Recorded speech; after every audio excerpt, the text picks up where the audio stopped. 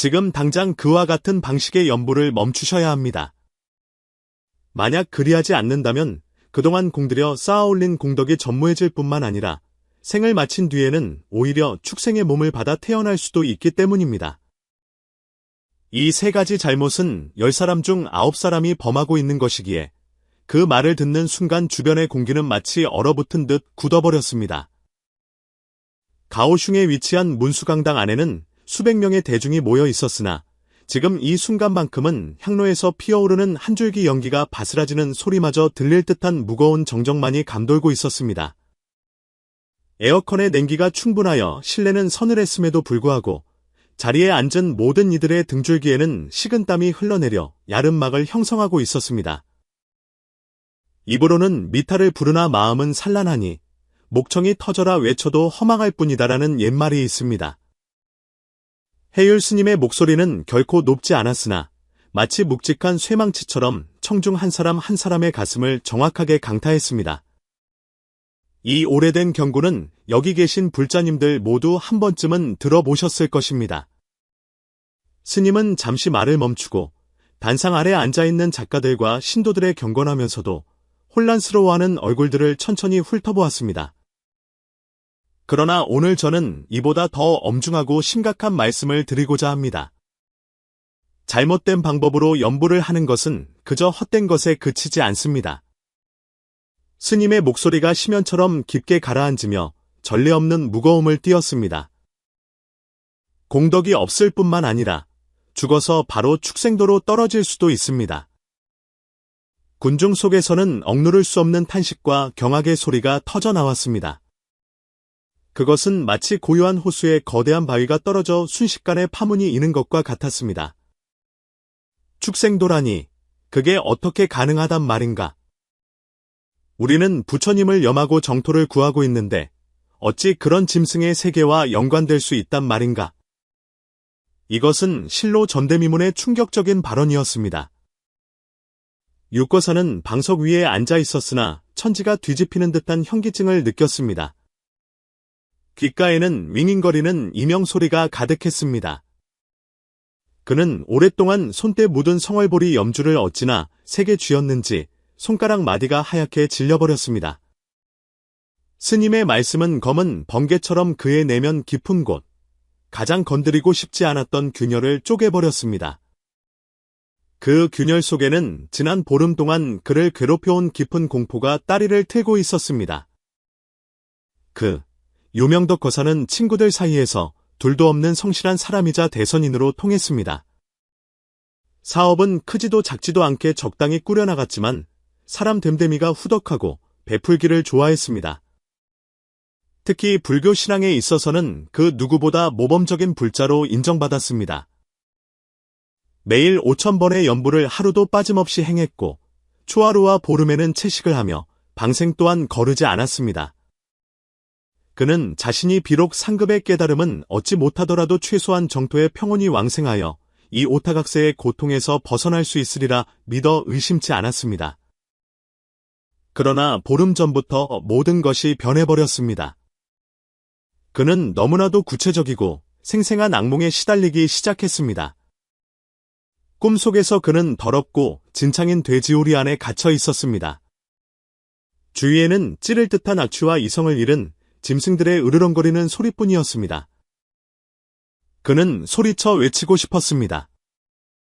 나는 사람이라고 말하고 싶었으나 목구멍에서 나오는 소리는 그저 꿀꿀거리는 돼지 울음소리뿐이었습니다. 일어나려 했으나 몸을 지탱하는 것은 4개의 발굽이었습니다. 축생으로 전락했다는 그 절망과 공포는 매일 밤 자정그를 소스라치게 깨웠고 밤새 잠들지 못한 채 식은땀으로 잠옷을 적시게 만들었습니다. 그는 아내를 포함하여 그 누구에게도 이 사실을 말할 수 없었습니다. 이것은 너무나 터무니없고 두려운 일이었습니다. 독실한 연불 수행자가 어찌 이런 꿈을 꾼단 말입니까? 그는 남몰래 점집을 찾아가 점을 쳐보기도 했으나 괴상은 언제나 흐릿하고 말로 표현할 수 없는 기이한 기운만을 내뿜을 뿐이었습니다. 지금 이 순간 축생도로 떨어진다는 해율 스님의 말씀은 마치 벌겋게 달궈진 인두처럼 그의 심장을 지저대었습니다. 설마 그 꿈이 단순한 꿈이 아니라 일종의 예지였단 말인가? 그는 무의식적으로 고개를 돌려 멀지 않은 곳에 앉아있는 정신보살을 바라보았습니다. 그녀는 유거사보다 더 독실한 수행자로 하루에 10,000번 이상의 연부를 한다고 알려져 있었습니다. 지금 정신보살의 얼굴은 백지장보다 더 하얗게 질려 있었습니다. 입술은 미세하게 떨리고 있었고 합장한 두 손은 불안하게 흔들렸습니다. 한때 평온하고 안상했던 그녀의 눈동자에는 지금 유거사와 똑같은 거대한 공포가 서려 있었습니다. 유거사의 마음이 철렁 내려앉았습니다. 그는 깨달았습니다. 문제가 생긴 것은 자신뿐만이 아니라는 사실을 말입니다. 다음 날 법회에는 빈자리가 없을 정도로 사람들이 가득 찼고 통로까지 사람들로 붐볐습니다. 공기 중에는 기대와 불안, 그리고 의구심이 뒤섞인 복잡한 기류가 흐르고 있었습니다. 어제 스님의 말씀은 마치 심해 폭탄처럼 불자들 사이에서 큰 파장을 일으켰습니다. 어떤 이는 충격을 받았고, 어떤 이는 의심했으며, 또 어떤 이는 스님이 경각심을 주기 위해 일부러 과장해서 말씀하신 것이라 여기기도 했습니다. 해율 스님은 평소와 다름없는 침착한 모습으로 법좌에 오르셨으나 모든 사람들은 오늘의 고요함 아래 심상치 않은 엄숙함이 흐르고 있음을 감지했습니다. 스님은 서둘러 입을 여는 대신 곁에 있던 물잔을 들어 가볍게 한 모금 마셨습니다. 강당 전체가 무서울 정도로 조용해졌습니다. 제가 어제 드린 말씀 때문에 많은 분들이 마음이 편치 않고 의심조차 품으셨다는 것을 잘 압니다. 스님이 마침내 입을 열었습니다. 연보를 하는데 어떻게 축생도로 떨어진단 말인가? 이것은 상식에 어긋나는 일이 아닌가 하고 말입니다. 단상 아래 많은 이들이 무의식적으로 고개를 끄덕였습니다. 여러분께 분명히 말씀드리지만 이것은 전혀 상식에 어긋나는 일이 아닙니다. 스님의 목소리가 갑자기 높아지며 단호해졌습니다. 불법은 마음의 법입니다. 모든 것은 마음이 지어내는 것입니다. 어떤 마음으로 연불하느냐에 따라 맺어지는 열매가 다릅니다. 왕생하여 성불하는 것도 마음이요, 타락하여 윤회하는 것도 마음입니다. 스님의 눈빛은 번개처럼 형형하게 빛나며 모든 사람을 꿰뚫어 보듯 훑었습니다. 이토록 무서운 악과가 생기는 근원은 바로 많은 분들이 수행 중에 알게 모르게 가장 근본적이고 은밀한 3가지 금기를 범하고 있기 때문입니다. 3가지 금기라니 군중 속에서 동요가 일었습니다. 드디어 올 것이 왔다는 분위기였습니다. 핵심적인 내용이 나오려는 찰나였습니다. 유거사와 정신보살은 약속이나 한 듯 허리를 곧게 펴고 마치 굶주린 사람처럼 귀를 기울였습니다. 한 글자라도 놓칠세라 집중하는 그들에게 이것은 마음속 공포를 해결할 유일한 열쇠일지도 몰랐습니다. 이 3가지 금기는 수행의 길에 도사리고 있는 3마리의 독사와 같아서 위장이 아주 교묘하여 평소에는 알아차리기가 매우 어렵습니다. 스님은 자비로운 어조로 계속해서 말씀하셨습니다. 그것들은 즉시 여러분의 목숨을 앗아가지는 않겠지만 여러분이 연불할 때마다 조금씩 공덕을 세어 나가게 하고 악업의 독소를 아래하시게 주입할 것입니다. 그리하여 임종 직전, 업장이 나타날 때 강력한 업력에 끌려가게 만들어 스스로를 통제할 수 없게 할 것입니다. 그때가 되면 아미타 부처님께서 친히 마중을 나오신다 해도 여러분 자신의 업력이 너무 무겁고 장애가 커서 불광을 보지 못하고 부름을 듣지 못한 채 결국 가장 익숙한 업력에 끌려가게 될 것입니다. 스님의 말씀에 대중들의 마음은 얼음장처럼 차가워졌습니다. 가장 익숙한 업력이라니 유거사의 머릿속에는 또다시 그 진창인 돼지오리가 무의식적으로 떠올랐습니다. 그는 몸서리를 쳤습니다. 모든 사람이 숨을 죽이고 강당 전체가 거대한 해답을 기다리는 그릇처럼 변해 있었습니다. 그러나 해율 스님은 벽에 걸린 시계를 보더니 천천히 고개를 저으셨습니다. 스님은 긴 탄식을 내뱉으셨습니다. 이 문제는 너무나 중요하고 복잡하여 짧은 시간 안에 설명할 수 없습니다. 오히려 더 큰 오해를 불러일으키기 십상입니다. 오늘은 시간이 너무 늦었군요. 뭐라고요? 청중들은 자신의 귀를 의심했습니다. 가장 중요한 순간에 멈추다니 믿을 수 없었습니다. 스님, 자비를 베풀어 주십시오. 제발 말씀해 주십시오. 누군가 먼저 소리쳤고, 이어 여기저기서 법을 청하는 간절한 소리가 터져 나왔습니다. 강당의 분위기는 순식간에 달아올랐습니다. 해율 스님은 그저 손을 저으며 거부할 수 없는 단호한 표정을 지으셨습니다. 인연이 아직 닿지 않았으니 억지로 구할 수 없습니다. 여러분은 먼저 돌아가셔서 자신의 생각을 깊이 반성해 보십시오. 자신이 연보라는 목적이 도대체 무엇인지 성찰해 보십시오. 다음 주 법회 때 인연이 무르익으면 그때 이 3가지 금기에 대해 상세히 분석해 드리겠습니다. 말씀을 마친 스님은 자리에서 일어나 사람들의 당혹감과 아쉬움을 뒤로하고 천천히 법좌를 내려가셨습니다. 남겨진 것은 가득 찬 경악과 반쯤 허공에 매달린 채 고통받는 사람들의 마음뿐이었습니다. 법회가 끝나자마자 군중은 들끓기 시작했습니다. 삼삼오오 모인 불자들의 얼굴에는 초조함과 불안이 가득했습니다. 육거사와 정신보살, 그리고 평소 알고 지내던 몇몇 도반들은 도망치듯 강당을 빠져나와 조용한 채식 식당의 방으로 들어갔습니다. 문을 닫자마자 억눌렸던 분위기가 터져나왔습니다.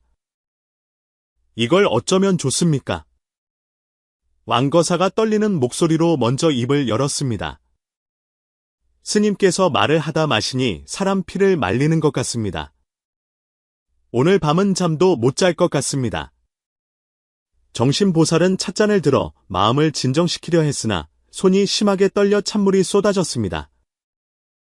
저는 연불할 때마다 요즘 자꾸 마음이 불안합니다. 그녀가 낮은 목소리로 말했습니다. 불호를 외우기만 하면 머릿속이 엉망진창이 되고 좋지 않은 생각들이 떠올라 누를 수가 없습니다. 예전에는 이러지 않았습니다. 육거사는 침묵을 지킨 채 한마디도 하지 않았습니다. 그의 상황은 정신보살보다 더 심각했습니다. 악몽의 장면이 낙인처럼 내리에 박혀 있었고 스님의 말씀은 그 낙인을 더욱 뜨겁게 달구어 신경을 태우는 듯했습니다. 우리 진덕복 노거사님을 찾아가 여쭤보는 게 어떨까요? 그때 누군가 제안했습니다. 진 노거사님은 덕망이 높으시고 수십 년간 수행하셨으니 무언가 알고 계실지도 모릅니다. 이 제안은 마치 지푸라기라도 잡고 싶은 그들에게 즉각적인 찬동을 얻었습니다. 진덕복 노거사는 이들 사이에서 공인된 큰 어른이었습니다. 그는 겸손하고 수행이 착실하며 결코 허풍을 떠는 법이 없었고 분리에 대한 견해는 언제나 전곡을 찔렀습니다. 일행은 불안한 마음을 안고 차를 몰아 도시 외곽에 있는 진 노거사의 조용한 거처로 향했습니다. 사람들의 방문 이유와 가득한 근심을 전해 들은 진 노거사는 마당에서 난초에 물을 주던 손길을 멈추고 한참 동안 침묵했습니다. 그의 얼굴에는 놀라움 대신 올 것이 왔다는 듯한 이해의 빛이 서려 있었습니다. 해율 스님의 자비는 때로는 날카로운 수술 칼과 같군요. 진 노거사는 한숨을 내쉬며 사람들을 고풍스러운 다실로 안내했습니다. 비록 아프겠지만 그것은 뼈를 깎아 독을 치료하기 위함입니다. 육거사가 급하게 물었습니다. 그럼 스님의 말씀이 다 사실입니까? 연보를 하다가 정말로 그런 곳으로 떨어질 수 있습니까? 진 노거사는 즉답을 피하는 대신 각자에게 보이차를 한 잔씩 따라주었습니다. 그윽한 차 향기가 사람들의 초조한 마음을 조금이나마 진정시켜 주었습니다. 내가 젊었을 때 들은 실화 하나를 들려드리리다. 그가 천천히 입을 열었습니다. 그때 우리 동네에 장사가 잘 안 되는 사장님이 있었는데 연부를 아주 열심히 했소. 어찌나 정진하는지 지금의 여러분보다 훨씬 대단했지요. 하루에 불호를 수만 번씩 외우고 절을 짓는데 돈도 많이 기부하여 대선인이라 불렸습니다. 모두들 그가 나중에 서방정토에 왕생할 것이라 했지요. 하지만 그에게는 치명적인 병폐가 있었습니다. 진 노거사는 잠시 말을 멈추고 눈빛을 깊게 빛냈습니다. 그는 맞은편 경쟁 가게가 장사가 잘 되는 꼴을 못 봤습니다. 그래서 매일 문을 걸어 잠그고 염불을 했는데 정토 왕생을 빈 것이 아니라 부처님의 가피로 맞은편 가게가 망하고 집안이 거덜나기를 빌었던 겁니다. 사람들은 그 말을 듣고 숨을 들이켰습니다. 그는 불호를 무엇으로 여긴 것입니까? 저주의 도구로 삼은 것입니다. 진 노거사의 목소리가 침통해졌습니다. 그는 자신이 아미타불을 부른다고 생각했지만 탐욕과 질투, 증오로 가득 찬 그의 마음에서 흘러나온 것은 무엇이었겠습니까? 그것은 독이요, 악업이었습니다. 결과는 어찌 되었겠습니까? 맞은편 가게는 망하기는커녕 날로 번창했고 오히려 그의 사업이 곤두박질치더니 결국 괴상한 병을 얻어 자리에 눕게 되었습니다. 가장 무서운 것은 그를 돌보던 사람들의 말이었습니다. 그가 임종 직전 며칠 동안 사람이 완전히 변해서 밥도 안 먹고 바닥에 엎드려 개 짖는 소리를 내며 사람을 물려고 했다는 것입니다. 결국 그는 광란의 짖음 속에서 숨을 거두었습니다. 이야기가 끝나자 다실에는 죽음과 같은 정적이 흘렀습니다. 등골이 오싹한 한기가 정수리까지 치솟았습니다. 이것이 바로 발심이 바르지 못한 경우입니다. 유거사의 목소리는 바짝 말라 있었습니다. 발심이 바르지 못한 정도가 아닙니다. 진 노거사가 찻잔을 쿵 하고 내려놓으며 소리쳤습니다. 이것은 수행을 완전히 사도로 이끄는 짓입니다. 해율 스님께서 말씀하신 세 가지 금기가 구체적으로 무엇인지는 모르겠으나 그 뿌리는 분명 이 마음을 벗어나지 않을 것입니다. 여러분은 무엇을 위해 염불하십니까? 진정으로 생사를 해탈하기 위해서입니까? 아니면 복을 구하고 남과 비교하며 허영심을 채우기 위해서입니까? 혹은 부처님의 힘을 빌려 남들에게 말 못할 욕망을 실현하려는 것입니까? 진 노거사의 한마디 한마디는 송곳처럼 사람들의 내면 깊은 곳을 찔렀습니다. 유거사의 얼굴은 순식간에 창백해졌습니다. 그는 자신을 돌아보았습니다. 사업상 까다로운 경쟁자를 만날 때마다 염불하면서 상대값 불운을 겪기를 바라는 마음이 스치지는 않았던가? 다른 사람이 더 많은 공덕금을 내는 것을 보고 자존심을 세우기 위해 더 많은 돈을 기부하겠다고 다짐하지는 않았던가? 그는 더 이상 생각할 수가 없었습니다. 그 순간 그는 해율 스님의 말씀이 진실임을 누구보다 확신하게 되었고 그 세 가지 금기를 이미 자신이 범하고 있을지도 모른다는 생각에 전율했습니다. 일주일이라는 시간이 마치 한 세기처럼 길게 느껴졌습니다. 해율 스님이 다시 법좌에 올랐을 때 문수강당의 분위기는 지난주와 확연히 달랐습니다. 소곤거림도 귓속말도 없었습니다.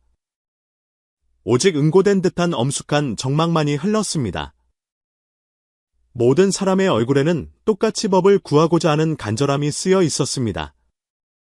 일주일간의 발효와 반성, 그리고 진 노거사의 일침을 통해 거의 모든 사람이 문제의 심각성을 깨달았습니다. 오늘 그들은 이야기를 들으러 온 것이 아니라 살 길을 찾으러 온 것이었습니다. 해율 스님의 시선이 천천히 좌중을 훑다가 참회와 기도로 가득 찬 유거사와 정신보살의 얼굴에 잠시 머물렀습니다. 스님은 고개를 끄덕이며 무겁고도 진중한 표정을 지으셨습니다. 여러분의 인연이 어느 정도 무르익은 것 같습니다. 스님이 입을 열었습니다. 목소리는 크지 않았으나 구석구석 명료하게 전달되었습니다. 오늘 저는 염불 수행자를 타락시키는 이 세 가지 근본적인 금기를 말씀드리겠습니다. 여러분은 마치 의사가 몸을 진찰하듯 자신의 내면을 하나하나 대조해 보아야 합니다. 만약 해당되는 것이 있다면 즉시 고쳐야 합니다. 그렇지 않으면 만겁토록 회복할 수 없는 후회를 남기게 될 것입니다. 마지막 문장은 바위를 내려치듯 단호하여 모든 이들이 그 무거운 무게감을 느꼈고 숨조차 멈추게 만들었습니다. 첫 번째 경계, 저는 이것을 타락의 씨앗이라 부릅니다. 스님이 손가락 하나를 세웠습니다. 왜 씨앗이라 부르겠습니까? 여러분이 이것을 품고 연부를 하는 순간 자신의 팔식전답의 사막도, 특히 축생도로 통하는 씨앗을 직접 심는 것과 같기 때문입니다. 이 씨앗은 여러분이 외치는 불호의 수분을 흡수하여 자라납니다. 여러분이 정진하면 할수록 그것은 더 빨리 자라나 언젠가는 흙을 뚫고 나와 거대한 나무가 되어 여러분의 모든 성금과 복덕을 가려버릴 것입니다. 섬뜩한 비유의 유거사는 심장이 조여오는 것을 느꼈습니다. 그는 자신의 마음밭에서 미친 듯이 자라나는 그 추악한 씨앗을 본 것만 같았습니다. 두 번째 경계. 스님은 두 번째 손가락을 세웠습니다. 저는 이것을 수행의 만성독약이라 부릅니다. 이것은 첫 번째 경계처럼 명확한 악의 씨앗을 심는 것은 아니지만 여러분의 모든 수행을 헛수고로 만듭니다. 이것은 무색무취의 독약과 같아서 매일 한 방울씩 여러분의 법신의 명에 섞여 들어갑니다. 여러분은 느끼지 못하고 심지어 자신이 도심이 견고하고 버피가 충만하다고 착각할 수도 있습니다. 그러나 실제로는 여러분의 공덕과 복보가 조금씩 새어나가 부패하고 있는 것입니다.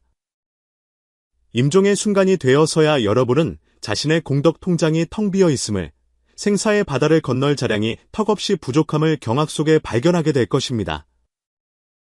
정신보살의 몸이 휘청거렸고 얼굴은 더욱 창백해졌습니다. 그녀는 자신이 마치 스스로 조제한 독약을 매일 마시면서 그것이 감로수인 줄 착각하고 있었던 중독자처럼 느껴졌습니다. 세 번째 경계. 해율 스님의 표정이 전례 없이 엄숙해지며 일말의 안타까움마저 묻어났습니다. 이것은 가장 은밀하고 가장 무서운 것입니다. 왜냐하면 이것은 수행자 자신뿐만 아니라 자손에게까지 화를 미치기 때문입니다. 뭐라고요? 군중 속에서 믿을 수 없다는 탄성이 터져 나왔습니다. 수행은 개인의 일인데 어떻게 자손에게까지 화가 미친단 말인가? 이것은 너무나 끔찍한 일이었습니다. 그렇습니다. 스님의 목소리는 저녁 종소리처럼 깊게 울렸습니다. 이 경계를 범하는 사람은 알게 모르게 강력한 부정적 에너지장, 즉 공업의 자기장을 형성하게 됩니다. 이것은 마치 전염병처럼 가정 전체의 복보를 오염시켜 자식을 얻기 힘들게 하거나 어렵게 얻은 자식이 완악하고 불효하게 만들며 가정이 화목하지 못하고 부부 사이가 틀어지며 가세가 기울게 만듭니다. 여러분은 자신과 가족을 위해 복을 쌓는다고 생각하겠지만 실제로는 자신의 손으로 그들을 파괴하고 있는 것입니다. 공포. 끝없는 공포가 해일처럼 강당을 덮쳤습니다. 씨앗, 독약, 자손에게 미치는 화 이 세 가지 금기는 하나같이 공포스럽고 치명적이었습니다. 이 순간 스님의 말씀을 의심하는 사람은 아무도 없었습니다. 모든 이의 내면은 거대한 두려움과 강렬한 구도심으로 가득 찼습니다. 도대체 그것이 무엇입니까? 그토록 파멸적인 결과를 초래하는 세 가지 무서운 잘못이 무엇입니까? 사람들의 감정을 정점으로 끌어올린 후 해율 스님은 깊은 숨을 들이쉬었습니다. 그의 눈빛은 횃불처럼 타오르며 모든 이의 영혼 깊은 곳을 꿰뚫는 듯했습니다. 마침내 스님은 그 첫 번째, 가장 근본적인 비밀을 밝히기 위해 입을 열었습니다. 첫 번째 금기, 이 타락의 씨앗은 바로 여러분이 입을 열어 연불하는 그 순간 여러분의 가장 근본적인 발심에 숨어 있습니다. 스님은 한 글자 한 글자 끊어 말씀하셨고 그 소리는 고요한 강당에 메아리 쳤습니다. 그것은 여러분의 모든 불호를 악도로 떨어지는 최면 부적으로 만들어 버립니다. 스님은 합장한 손을 천천히 돌리셨는데 마치 방금 일으킨 거친 파도를 거두어들이는 듯하기도 하고 날카로운 칼날을 중생의 가슴에 대고 천천히 돌려 그 서늘함과 뜨거운 통증을 동시에 느끼게 하려는 듯하기도 했습니다. 첫 번째 금기, 스님은 마침내 그 이름을 명명했습니다. 바로 발심부정, 즉 거짓된 뜻으로 연불하는 것입니다. 이 네 글자는 보이지 않는 손이 되어 그 자리에 있는 모든 사람의 멱살을 움켜쥐는 듯했습니다. 육거사는 가슴이 조여오고 누군가 둔기로 내리친 듯한 충격을 받았습니다. 정신보살의 입꼬리가 떨리더니 눈가에 눈물이 맺혔습니다. 다른 사람들의 표정도 회한, 황공함, 억울함 등으로 제각각 일그러졌습니다. 해율 스님은 즉시 설명하지 않고 조용히 대중을 바라보았습니다. 마치 그들이 스스로 그 숨겨진 씨앗을 시인하기를 기다리는 듯했습니다. 강당은 다시 죽음과 같은 정적에 휩싸였고 오직 향 연기만이 허공으로 피어오르며 무언의 증인이 되고 있었습니다. 발심부정이란 무엇입니까? 스님이 물었습니다. 목소리는 높지 않았으나 사람들의 마음을 파고들었습니다. 그것은 여러분이 염불할 때 마음이 아미타 부처님을 향하지 않고 중생을 제도하기 위함이 아니며 진정으로 자신의 마음을 정화하기 위함이 아니라 다른 목적을 가지고 있는 것입니다. 명예를 탐하고 이익을 쫓고 보복을 원하고 남과 비교하며 남에게 잘 보이기 위해 혹은 자기 만족을 위해 하는 염불입니다. 여러분은 입으로 나무아미타불을 외치지만 속으로는 내일 아침 그 빚을 어떻게 받아낼지 계산하고 있습니다. 여러분은 기복을 빈다고 생각하지만 진짜 목적은 세상 사람들에게 덕망 있고 공헌하며 위엄 있는 사람으로 보이기 위함입니다. 스님은 손가락을 입술에 대며 이 말이 뼛속까지 스며들도록 기다렸습니다. 이런 염불은 소위 공덕이라는 것이 여러분 마음속의 사욕에 의해 그 자리에서 가로채어지는 것입니다. 아무리 많이 염불하고 향을 피우고 방생을 한들 그 모든 것이 사욕을 위한 들러리가 되어 결국 사욕의 열매를 맺을 뿐 결코 정토 왕생의 자량이 되지 못합니다. 심각한 것은 이러한 사심이 마음바다에 뿌리를 내려 염불할수록 더 깊고 단단해진다는 것입니다. 그러다 어느 날 그 익숙한 업력이 나타나면 여러분을 끌고 가는데 불광으로 향하는 것이 아니라 여러분의 사욕과 딱 맞아떨어지는 길로 데려가는 것입니다. 스님은 결코 가볍지 않은 예시를 들었습니다. 어떤 이는 친척과 친구들 앞에서 더 독실해 보이기 위해 염불하고 보시하고 방생하는 모습을 짐짓구며 SNS에 올립니다. 어떤 이는 염불하면서도 속으로는 이번에 내가 공덕을 더 많이 쌓았으니 이 사업은 내 차지가 되어야 해라고 계산합니다. 어떤 이는 염불할 때 부처님을 생각하는 것이 아니라 경쟁자가 파산하기를 빕니다. 또 어떤 이는 염불을 자랑거리로 사마공덕을 명함처럼 내밀고 다닙니다. 스님의 모든 말씀은 거울이 되어 대중들의 모습을 비추었고 육거사가 마주하고 싶지 않았던 자아 또한 적나라하게 비추었습니다. 그럼 이 씨앗을 제거할 수 있습니까? 누군가 다급하게 물었습니다. 스님은 고개를 끄덕였지만 어조는 무거웠습니다. 제거할 수 있습니다. 하지만 먼저 인정하고 참회하고 고쳐야 합니다. 첫째, 자신의 발심을 직시하십시오. 염불의 초심이 무엇입니까?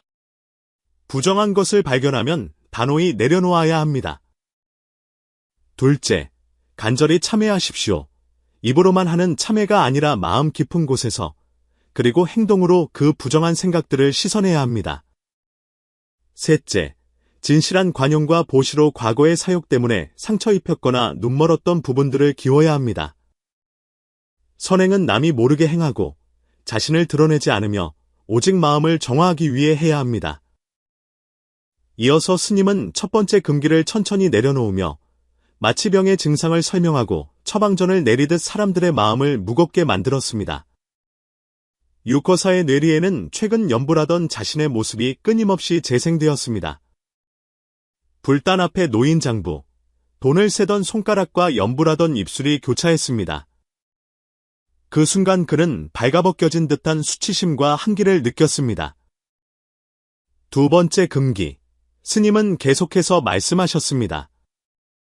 그것은 기계적인 염불, 즉 마음이 없는 공허한 염불, 소위 염이불염, 염이분염입니다. 이것은 여러분이 매일 기계처럼 불호를 세며 반복하지만 마음속에는 진실한 관상도, 깨달음도, 회개도 없는 상태를 말합니다. 여러분은 염불이 그저 외우는 것이라 생각합니다.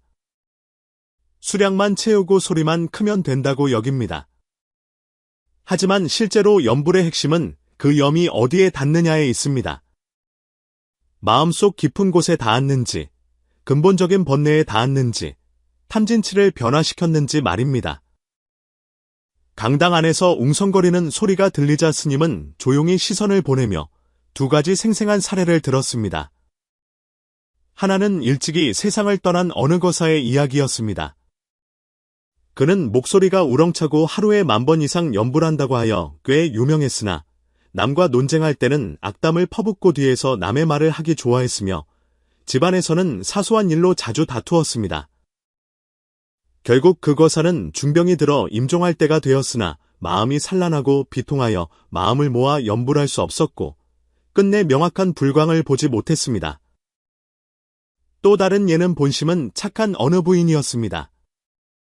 그녀는 나이가 들어 기력이 쉬하자 염불할 때마다 마음이 흩어져 집안일이나 이웃의 사소한 일을 생각했습니다. 그녀는 입으로 염불하고 있으니 공덕이 쌓일 것이라 믿었지만 임종 씨 마음은 온통 집안일에 대한 걱정뿐이라 심오한 마음의 수레바퀴를 돌리지 못하고 좋은 기회를 놓치고 말았습니다. 이것이 바로 만성독약의 모습입니다. 스님은 말씀하셨습니다. 이것은 명백한 죄업처럼 즉각 드러나지 않지만 천천히 여러분을 부식시키고 정력과 깨어 있음을 갉아먹습니다. 여러분은 쌓고 있다고 생각하지만 실제로는 낭비하고 있는 것입니다. 진정한 염불은 놓아버림에 이르러야 하고 번뇌의 뿌리를 관조해야 하며 왕생에 대한 강렬한 원력에 이르러야 합니다. 그저 입으로만 외우고 관조도, 발언도, 떨림도 없다면 아무리 큰 소리도 빈 껍데기를 두드리는 것에 불과합니다. 스님은 여기서 멈추지 않고 대치법을 상세히 설명했습니다. 먼저 염불을 관상으로 전환하는 법을 배워야 합니다. 단순히 소리치는 것이 아니라 부처님의 광명을 관상하고 아미타불의 자비와 저빈을 관상해야 합니다. 둘째, 일심불란을 연습하십시오. 짧은 시간부터 시작하여 점차 집중하는 시간을 늘려가십시오. 셋째, 참회와 회양을 더하십시오. 불호를 한번 외울 때마다 참회하거나 회양하는 마음을 담으십시오. 그래야 염불에 힘이 실리고 깊이가 생겨 표면에 머물지 않습니다. 어떤 분들은 근기가 부족하고 정력이 없어 불가능하다고 말합니다. 그렇다면 작은 것부터 시작하십시오. 매일 아침 100번을 염불하되 그때마다 자신의 마음을 관찰하십시오. 딴 생각이 들면 인정하고 가볍게 마음을 되돌리십시오. 단, 되돌릴 때마다 서원을 세우십시오. 서원이 진실할수록 염불의 힘은 달라집니다. 사람들은 고개를 숙이고 반성했습니다. 정신보살은 몰래 염주를 꽉 쥐며 눈물을 흘렸고 육허사의 가슴 속에는 따스한 기운이 퍼졌습니다. 그는 자신이 마음 없이 염불했던 순간들이 일상의 공기처럼 많았음을 깨달았습니다. 그 순간의 부끄러움은 악몽보다 더 뼈저리게 다가왔습니다. 세 번째 금기, 스님의 목소리가 반석처럼 무겁게 울렸습니다. 염불을 명분 삼아 배타적이 되거나 업장을 만드는 행위, 즉 염불을 이용하여 자신과 가족, 파벌을 위해 무리하게 강요하고 저주하며 공업을 만드는 것입니다. 이것은 가장 위험합니다. 왜냐하면 자손에게까지 화를 미치기 때문입니다. 이 말씀의 강당은 다시 한번 술렁거렸습니다. 스님은 더 무서운 사례를 들었습니다. 어느 대가족의 권위적인 가장은 염불을 빙자하여 젊은이들의 수입을 강제로 거두어 보시 기금으로 쓰고 따르지 않는 자는 집에서 쫓아냈습니다. 어떤 이들은 소위 가문의 복을 위해 자녀에게 특정 경전을 강제로 외우게 하고 결혼을 제한하며 심지어 자손들 사이에 공포스러운 종교적 분위기를 조성했습니다. 몇 년 후 그 집안은 겉보기에 번창한 듯했으나 실제로는 부부 불화, 자손들의 병약함, 잦은 재난이 끊이지 않았고 독립적이고 덕 있는 젊은이들은 점차 떠나버렸습니다. 스님은 공업이라는 개념으로 이를 설명했습니다. 한 사람의 부정적인 업력이 가족 시스템 안에서 흐르고 증폭되어 결국 되돌릴 수 없는 자기장이 되고 후대까지 연루되어 원래 있던 좋은 인연마저 오염시키는 것입니다. 이 세 번째 금기는 개인의 잘못에 그치지 않고 한 집단, 한 가정으로 번집니다. 여러분은 집안의 복을 쌓는다고 생각하겠지만 실제로는 부정적인 감정, 편협함, 통제 욕구, 두려움을 바이러스처럼 다음 세대에 물려주는 것입니다. 결국 여러분의 아이들은 복덕으로 안락을 누리는 것이 아니라 공업에 짓눌려 숨조차 쉬기 힘들게 됩니다. 여기까지 말씀하신 해율 스님의 눈빛이 부드러워졌습니다. 마치 길일은 아이들을 바라보는 듯했습니다. 스님은 엄격함을 거두고 자비롭고 실질적인 지도를 시작하셨습니다. 스님은 대중들에게 손해를 멈추는 세 단계 방법을 제시했습니다. 첫째, 잘못을 인정하고 연부를 명분으로 한 억압행위를 공개적으로 해제하십시오. 둘째, 가정 내 화해를 실천하고 진실한 대화를 나누십시오. 필요하다면 스님이나 원로 거사님을 중재자로 모셔 가르침과 조정을 받으십시오. 셋째, 진정으로 사심없는 자비행으로 가업을 정화하십시오. 가정을 위한 기도는 자비를 근본으로 해야지 통제를 수단으로 삼아서는 안 됩니다. 군중 속에서 누군가 낮은 목소리로 물었습니다. 이미 범했다면 어찌합니까? 아이들을 너무 깊이 통제했다면요? 스님은 고개를 끄덕이며 안타까운 눈빛을 보내셨습니다. 그것이 바로 수행의 어려움입니다. 이미 형성되었다면 용기를 내어 인정하고 수선을 시작해야 합니다. 아이들에게 진실을 말하고 부모의 어리석음을 고백하십시오. 아이들의 분노를 받아들이고 자신의 권위로 반박하지 마십시오. 아이들과 함께 명리를 탐하지 않는 선행, 예를 들어 익명기부나 자원봉사를 하십시오. 그들을 위해 염불하고 회양하며 해탈을 기원하십시오. 가장 중요한 것은 여러분 자신이 먼저 변하는 것입니다. 여러분이 고요해져야 가정의 부정적인 자기장도 서서히 흩어집니다. 1년의 가르침이 봄비처럼 사람들의 마음에 내렸습니다. 아픔도 있었지만 생기도 돌았습니다. 유거사는 온몸을 떨며 듣고 있었습니다. 그는 자신의 아이들을 생각했습니다. 옳다고 믿었던 교육 방식과 체면을 위해 사업장에서 했던 부끄러운 행동들이 떠올랐습니다. 그의 참회는 그를 나약하게 만드는 것이 아니라 굳게 닫혀있던 마음의 문을 여는 열쇠가 되었습니다. 스님은 시간을 확인하고 서서히 법문을 마무리하셨습니다. 복잡한 수행법 대신 이 세 가지 금기를 일상에서 치료할 수 있는 간단하지만 깊은 세 가지 실천 제안을 주셨습니다. 첫째, 마음 살피기, 차심. 매일 아침 저녁 정해진 시간에 자신의 생각을 점검하십시오. 염불할 때 사욕이 섞이지 않았는가? 보시할 때 과시하려 하지 않았는가? 이것은 자책을 위한 것이 아니라 정직하게 자신을 보기 위함입니다. 마음 살피기를 수행의 첫걸음으로 삼으십시오. 둘째, 참회와 악업 끊기. 과실을 발견하면 즉시 참회하십시오. 참회는 말로만 하는 사과가 아니라 실제적인 수정 행위입니다. 질투로 험담을 했다면 당사자를 찾아가 해명하고 사과하십시오. 탐욕으로 양심에 걸리는 일을 했다면 진실한 모시로 보상하십시오. 임종 때 후회하기보다 지금 업의 빚을 갚는 것이 낫습니다. 셋째, 바른 염불 수행, 정수염불. 염불을 양적인 축적에서 질적인 향상으로 전환하십시오. 염불과 관상을 결합하여 한 번을 염할 때마다 부처님의 용안을 떠올리고 아미타불의 자비 광명이 모든 중생을 비추는 것을 상상하십시오. 염불과 동시에 회양을 더하여 자신의 모든 염력을 중생에게, 특히 자신의 과오로 고통받은 이들에게 돌리십시오. 스님의 목소리는 점점 낮아져 쓴 약방문을 삼키기 좋은 양약으로 바꾸어주는 듯했습니다. 스님은 특별히 당부하셨습니다. 절대로 염불을 보험 증서처럼 여기지 마십시오. 염불은 챙겨서 떠나는 보험증권도 아니고 모든 책임을 부처님께 떠넘길 수 있는 핑계도 아닙니다. 염불의 진정한 목적은 여러분의 마음을 진실하고 청정하게 하여 생사의 관문에서 밝은 등불을 갖게 하는 것입니다. 강좌가 끝난 후 많은 사람이 앞으로 나와 가르침을 청했습니다. 구체적인 관상법을 묻기도 하고 참회문을 구하거나 올바른 공양 방식을 묻기도 했습니다. 해율 스님은 일일이 인내심을 가지고 답해주셨고 어느새 땅거미가 짙게 깔려 강당 밖 가로등만이 안개 속에서 희미한 빛을 발하고 있었습니다. 채식 식당의 작은 방으로 돌아온 유거사는 그제야 오랫동안 억눌러왔던 공포와 죄책감을 털어놓았습니다. 그는 돼지오리 꿈과 시장에서 돼지고기를 볼 때 느꼈던 알 수 없는 두려움을 정신보살과 왕거사, 진노거사에게 이야기했습니다. 정신보살은 그의 손을 잡으며 동정과 격려의 눈빛을 보냈습니다. 진노거사는 그를 바라보며 천천히 말했습니다.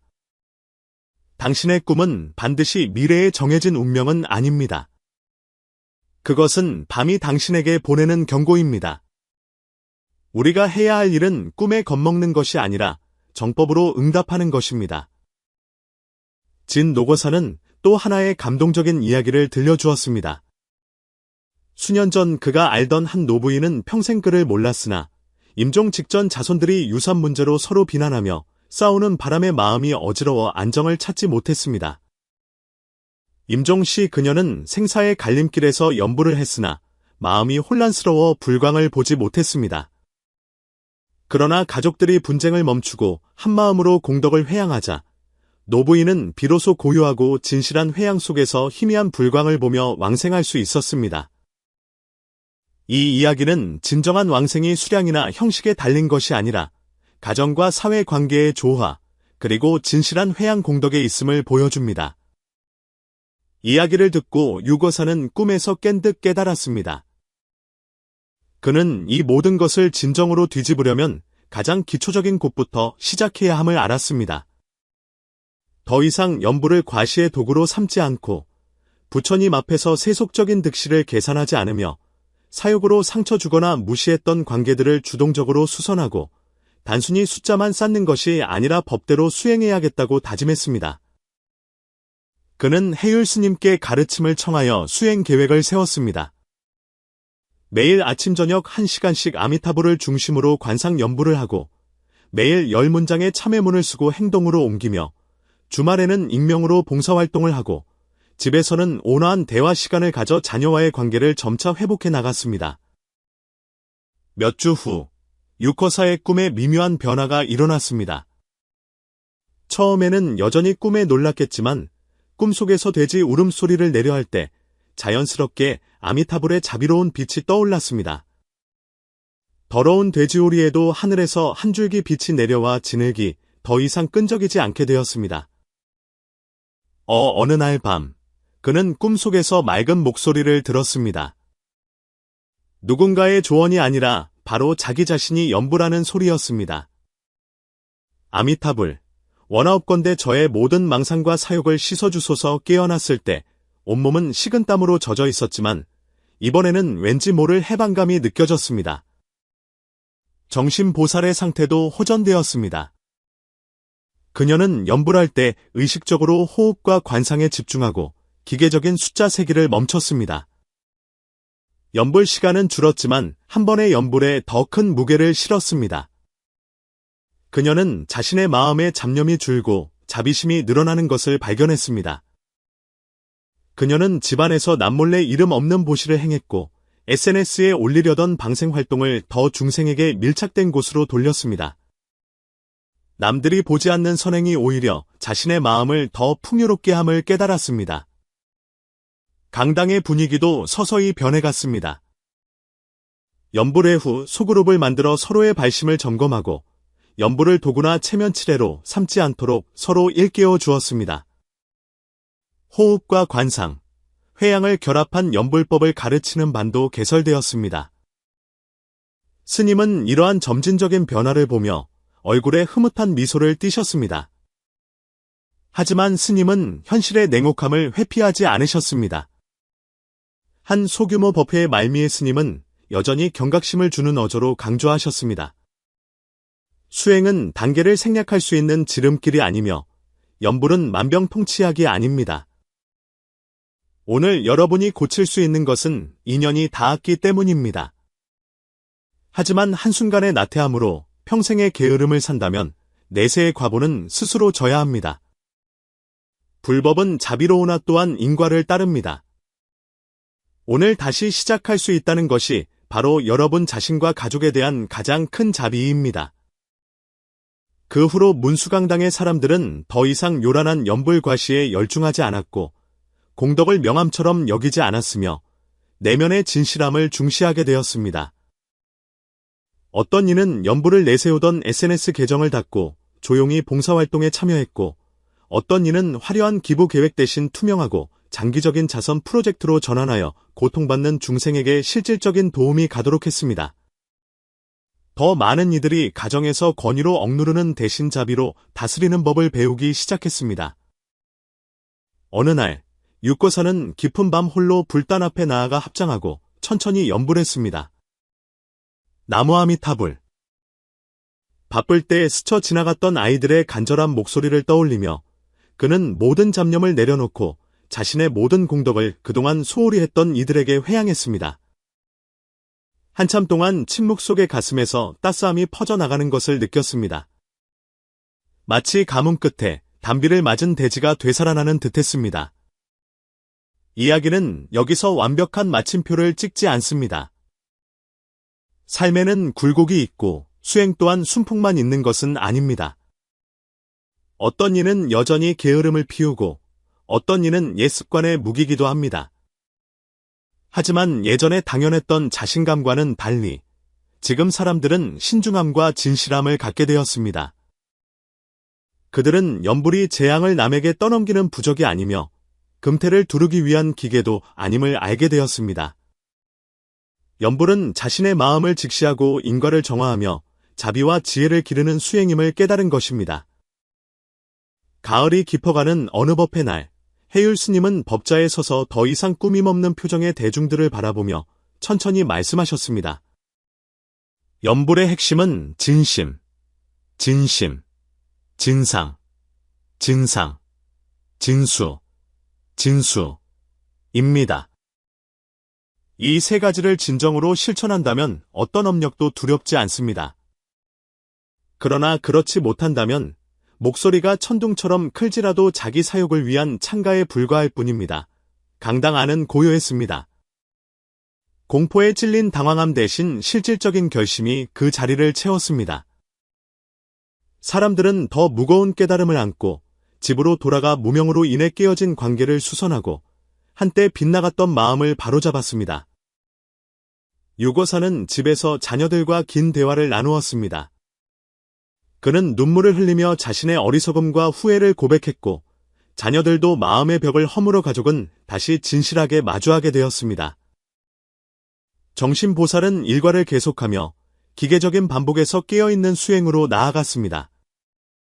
그녀의 얼굴에는 평온한 미소가 감돌았습니다. 그것은 남을 위한 것이 아니라 마음속에서 진정으로 아미타불의 형상을 만났기 때문이었습니다. 결국 모든 가르침은 한 문장으로 귀결됩니다. 연불은 마음을 집으로 데려오는 것이지 부처님을 밖으로 모셔다가 도구로 쓰는 것이 아닙니다. 여러분이 어떤 마음으로 연불하느냐에 따라 부처님은 그에 맞는 결과로 응답하실 것입니다. 연불은 죄업을 가리는 베일이 아니라 죄업을 비추고 녹이며 변화시키는 밝은 거울입니다. 진심으로 연불하여 자신의 잘못을 비추고 허물을 고치며 중생에게 회양한다면 여러분의 한 번의 불호는 아래아식의 선한 뿌리를 내리고 광명의 나무로 자라날 것입니다. 그리하여 언젠가 다리 건너편 저 금색의 빛나는 바다를 보며 마침내 안심하고 집으로 돌아가는 길에 오를 수 있음을 알게